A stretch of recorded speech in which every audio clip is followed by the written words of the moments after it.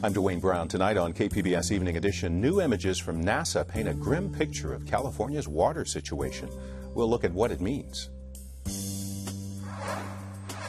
Plus, trouble sleeping, concentrating, or feeling blue? Why more young adults say they're more depressed today than they were decades ago. And former San Diego City Council President Tony Young tells us about his new venture to help urban communities develop their own neighborhood and political leaders. And we'll meet a family living off the grid, the power grid, that is. KPBS Evening Edition starts right now.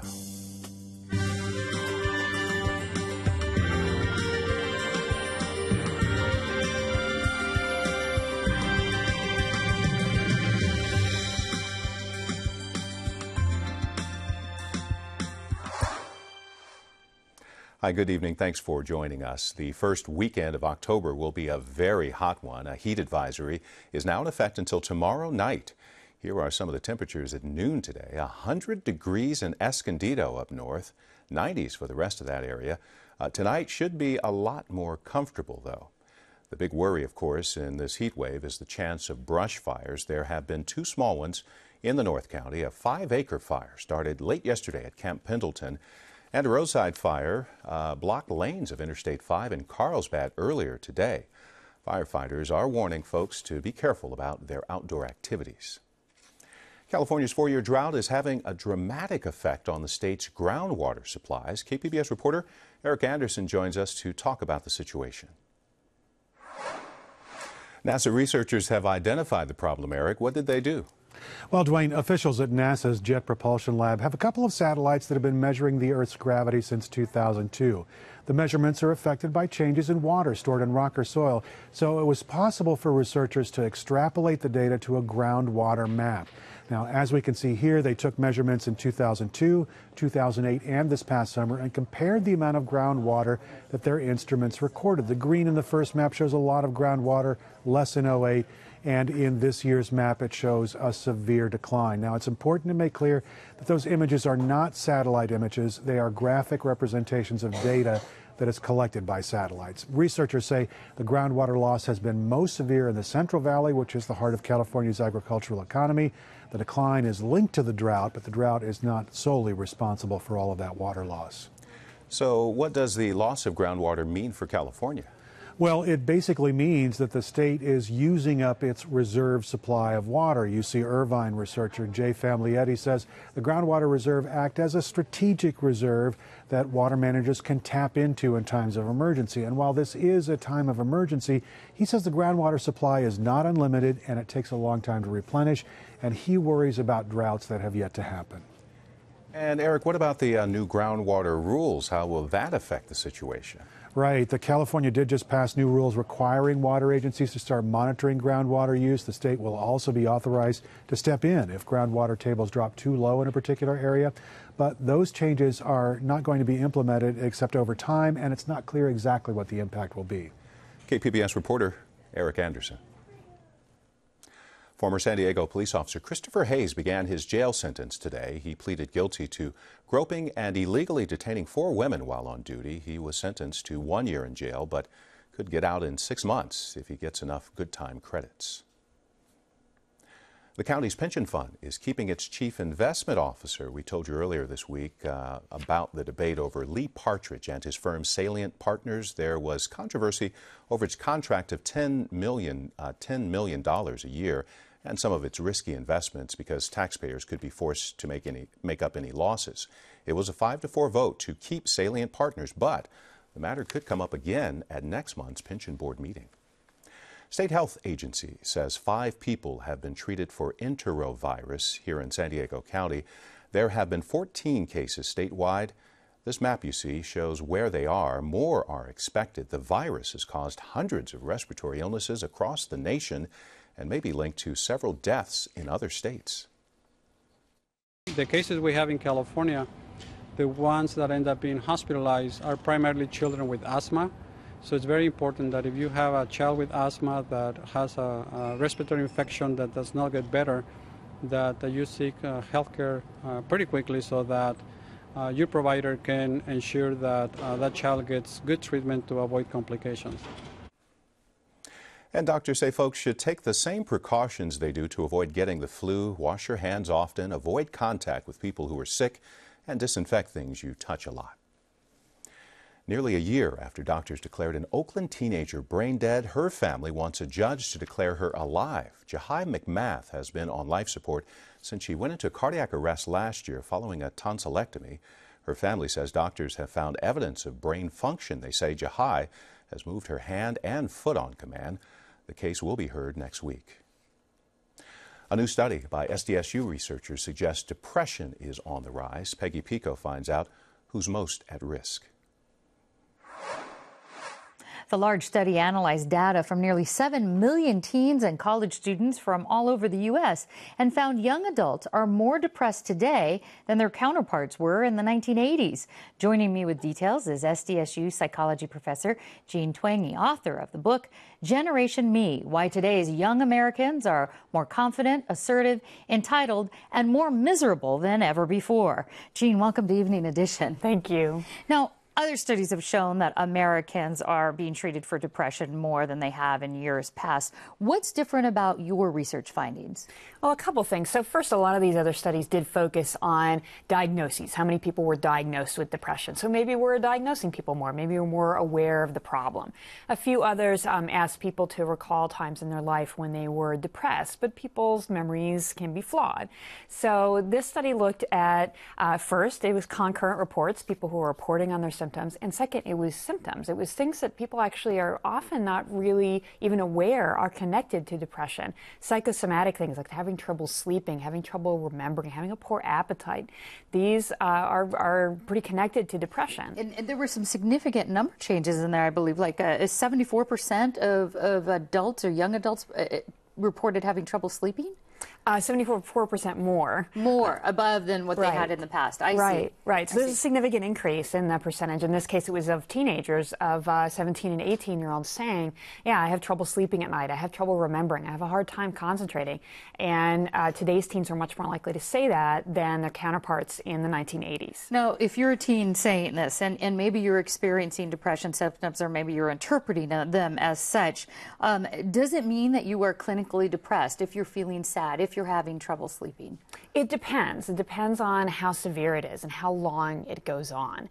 If you've been having trouble sleeping and you're feeling sad for 2 weeks or more, then that may fit the level of depression. But it's important to go to a professional, a clinical psychologist, and get that checked out. Do you think that these young adults who are experiencing these symptoms that could be or are likely depression, do you think that they're not identifying themselves as depressed, and if so, how come? Yeah, that's actually one of the things we looked at in the study that was kind of an interesting little finding, is in a college student sample and an adult sample in both cases, the percentage of people who said they felt depressed, so when you're asking people outright, did you feel depressed? That actually didn't change since the 80s. It suggests that people really are suffering more. It's not that they're more willing to admit it, that's about the same, but they're still suffering these symptoms more. So that suggests a lot of them are probably not aware that these symptoms go along with depression. Did your study look at the reasons why these depression symptoms seem more prevalent now? Well, a couple of previous studies that I and my colleagues have done, we tried to look into some of the things that went along with it. We can never say for sure one thing causes this to happen because we're looking across time. You can't randomly assign people to grow up in a different time period. That'd be the scientific method you'd want to use. You're going to prove one thing causes another. So we can just say, well, what has other research found is connected with depression that's also perhaps increased over the generations or over time. So one is relationships, social isolation and being lonely. Those seem to have increased. More people live alone. Relationships are not as stable. People marry later in life if they marry at all. These are things that tend to be correlated with more depression and anxiety. And then there's other things too. So in Generation Me, I talk a lot about expectations perhaps being too high, that we expect so much these days. So different generation, possible different causes. Your study also found that teen suicide rates were slightly down, even though depression symptoms were up. Right. I understand that teens are typically more at risk of a higher suicide rate than other adults. To an extent, yeah. But there is that good news piece that fewer, according to surveys, are thinking about committing suicide, and then fewer actually do.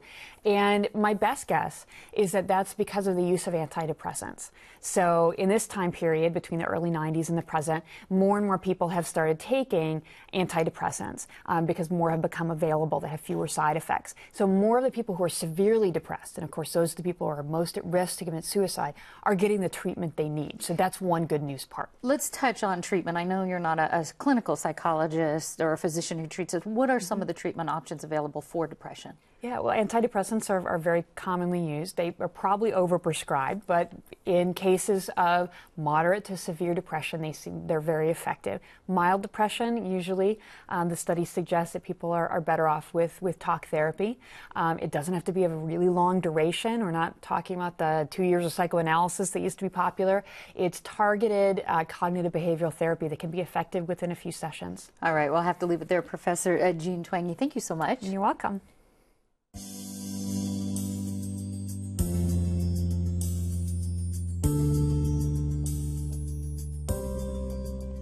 Marine Corps has identified a serviceman lost at sea this week from the USS Macon Island. 21-year-old Corporal Jordan Spears was one of 2 crew members who bailed out of an Osprey aircraft on Wednesday into the Arabian Gulf.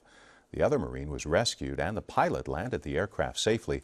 The Macon Island is supporting operations in Iraq and Syria. About 16,000 post-9/11 veterans are expected to eventually call San Diego home, but the challenge will be finding them a place to live and thrive. Veterans Village of San Diego recently received a $3 million grant to help do just that.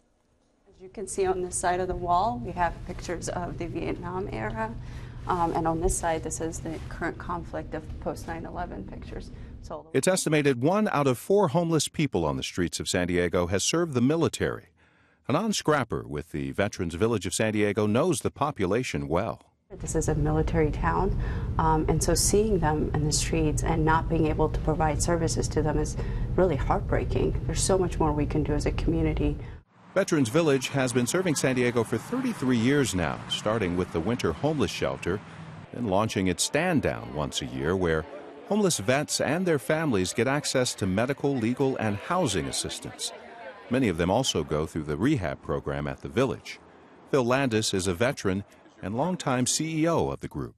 We're seeing more and more homeless veterans with families, young kids in their late 20s, early 30s, more homeless female veterans with children. A large part of that is due to the influx of post-9/11 vets. VVSD recently received a $3 million grant to help them find permanent housing, part of the VA's goal of ending homelessness by the end of 2015. But Landis believes communities pulling together can solve the problem. They're working on the first permanent housing complex for military families in the North County. We're going to develop 64 units, 138 bed for veterans, men, women, families, children. It's going to be spectacular. Interfaith Community Services of Escondido was also awarded $3 million to help get veterans off the streets. The grants were among 82 awarded nationwide by the VA. The agonizing, expensive dilemma of nursing home patients kept alive with ventilators. Mayor Faulkner introduces a climate action plan to general approval. And UC climate scientists surprisingly say don't use air temperature to measure climate change. I'm Mark Sauer, and the KPBS Roundtable is at 8:30 tonight. Join us. Former San Diego City Council President Tony Young has started a new nonprofit called RISE. Peggy Pico talked with Young earlier this week about the group's mission. The founders of RISE San Diego are Dwayne Crenshaw and my guest, former City Council President and former Red Cross CEO Tony Young. Welcome to Evening Edition. Thank you. Now, on the RISE San Diego website, it says building real neighborhoods. It seems like it's first agenda. What does that actually mean? It really means to engage these individuals that live in these communities. And I'm talking about communities as far as San Isidro, south as Mid-City or anywhere in between. And giving these residents an opportunity to really have a say-so from a policy perspective on what their communities look like. And you identify them as urban communities. How do you Right. want to accomplish that goal in these urban communities? Well, I think it means that we have to, number one, engage our community members, really, and engage them on their terms, not from a defined issue that is defined by someone else. It's defined by them. And we're going to engage these individuals every month on issues that are important to them from their perspective. And how is RISE different than other programs, say ones that already exist, like Reality Changers? Oh, Reality Changers is a great organization. It's not really quite the same as ours. What we do is, first of all, we support and empower emerging leaders in these communities. And we're doing that by partnering with the University of San Diego and their great leadership program that they have there. And we're establishing an Urban Leadership Institute at USD. And we're going to have fellows that go through this institute and showing them for a year-long program that will show them these are the things that you would need to know and do to become a great leader in your community and to be change agents in their community. And then also we will be engaging individuals, as I said, on a monthly basis, the community on these, we call them RISE Urban Breakfast Forums. And we're going to have issues talked about during those times. And we'll talk about that in just a moment, because the first one's coming up, I believe, in a couple of weeks. Mm-hmm. Okay. Now, I know you recently spoke up at a city council hearing regarding, I guess on behalf of the local cab companies here, as part of another firm that you have founded. How does it feel to you to be on the other side of the table, so to speak, at these meetings? It feels kind of weird, actually, because, you know, I know all the council members, and of course they're my friends, and I want them to do well. But it's also great because I get to advocate for individuals and show them how to engage with these elected officials, and also how to work through the community, the organization, so that they can get the results that they want. So I like that, but it is strange to be on the other side of some of my colleagues. Getting back to the nonprofit RISE San Diego, how is that organization funded? Well, we got some great funders. SDG&E has been a great supporter. The Bimbao Foundations, the Parker Foundation they've all stepped up and provided funding. And really, most of that funding is going to focus on these urban fellows who are going to go through the University of San Diego's program when it comes to leadership. How will you identify these leaders? Will the community identify it? Will you help identify it? Well, ultimately we're going to have our first group is going to be between 25 and 30 individuals that will go through this year-long process, and you know they're going to apply in many more ways than one, not just written applications, but also other less normal ways of applying. So we're going to identify those, and then also we'll do intensives in the community when it comes to leadership. So we'll go into other neighborhoods and show them over a 3 or 4 day period how to become better leaders. What are some of the issues that you would like to see these leaders tackle in their communities? Well, I want them to tackle the ones that are important to them. So I'm not going to come in, and this organization doesn't come in and say these are the issues that you should be addressing, but we want them to look around their neighborhoods, see what they think should be changed, and help them change them. And that's really what our goal is. Not to decide what the issues are, but of course there's some obvious issues. There's land use issues, there's a minimum wage, that's an issue that's coming up, and education issues. All of these things are really important to these communities, but unfortunately some of these discussions have not been from a community perspective, but more so on these larger organizational discussions that obviously sometimes don't really reflect the neighborhood. Well, you touched on this. We'll have to end on this. The October 17th event, your first big event that's coming up. Right. Tell us about that. Well, it's going to be great. It's the question of that first forum is going to be, what is community leadership? Is it because you can give a great sermon, or is it because you have shown initiative? What is it? And then we're going to engage people on social media going up to that, and it will be on October 17th at the Jacobs Center at 8 o'clock. And who can come? Anybody can come, but I would encourage individuals who either serve these neighborhoods or live in these neighborhoods. All right, Tony Young, thanks very much. Thank you so much. Hot days like this one can be a big drain on the power grid. Lots of folks turning on their air conditioners, but a couple living near Lake Cuyamaca is able to stay cool without any help from SDG&E. In part 2 of her special, KPBS reporter Claire Trageser and video journalist Katie Shulove show us how these folks are living off the power grid. Down a winding road through rolling hills and regrowth forest, there's a small community called Cuyamaca Woods. To enter, you have to wait as a solar-paneled gate slowly opens. Here, everyone lives completely off the grid. That means their water comes from a set of 3 wells, and they don't buy their power from SDG&E.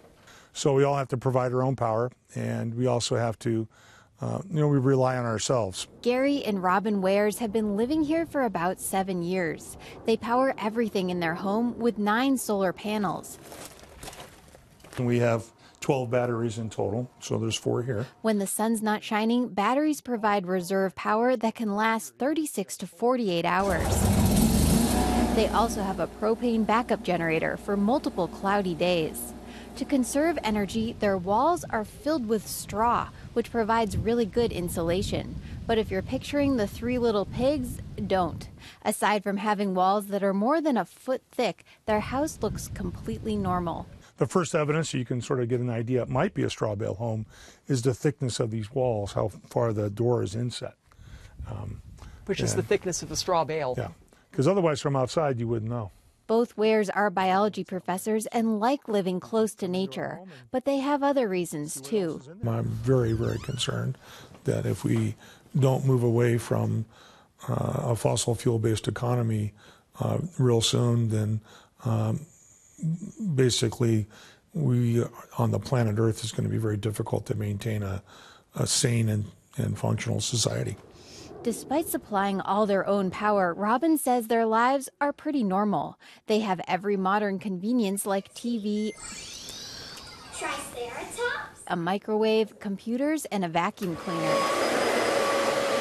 But if they want to turn on multiple big energy users at the same time, they have to switch on their generator. I'm going to be honest and say that it's nice when you can just run everything simultaneously. But if we put the generator on, if we're okay with that, we can run everything simultaneously. We can vacuum and run the big appliances, and it's all handled by the generator.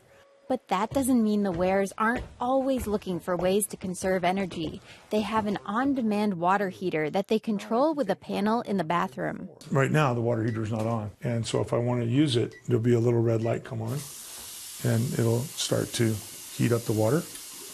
And the red light comes on saying it's heating up the water. That's the only time it's using any energy. Working with an architect, Gary Wares designed the home to make the most use of the sun's rays. We also have a window in the dormer that's south-facing. And just like downstairs, you'll have a lot of sunlight coming in the winter to heat up the house. And there's not a lot of sunlight, again, till the fall comes. They also warm their home with dead oak and manzanita that Gary chops and burns in a stove. This is oak, and this is manzanita. They keep it cool in the summer with ceiling fans. Despite this summer's heat, it's never gotten above 80 degrees inside and usually stays in the low 70s. But as soon as the sun goes down, we open up all the windows. Right. And it starts try to let down. the cool air in overnight. So. Their home is also surrounded by a sprinkler system to guard against fires. When activated, it sprays a wall of water from the eaves under the roof. The Wares say there isn't much they miss about life on the grid. I don't have to pay anybody money to use electrical power. When the big blackout occurred, and it was a little challenging getting home for me that day, but when I got home, it was so pleasant to relax and have TV and have energy, and San Diego was in chaos. But their biggest motivation is to do what they can to reduce their impact on the environment.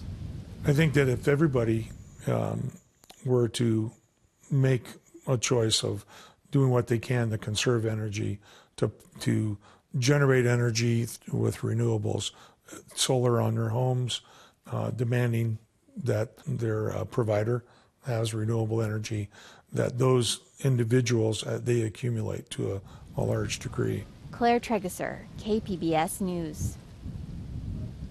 San of freedom!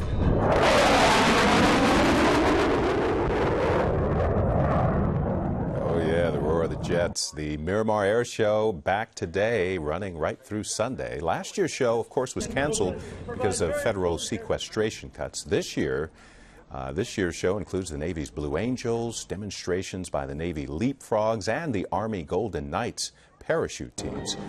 Attendees will also have a chance to explore military aircraft on the ground. Proceeds from the show support programs for military families. Well, if you're heading to the air show or anywhere else around the county, take steps to stay cool. A heat advisory is in effect until tomorrow. Look for another day of 90-degree temperatures along the coast, and there's still a warning up about strong rip currents at the beaches.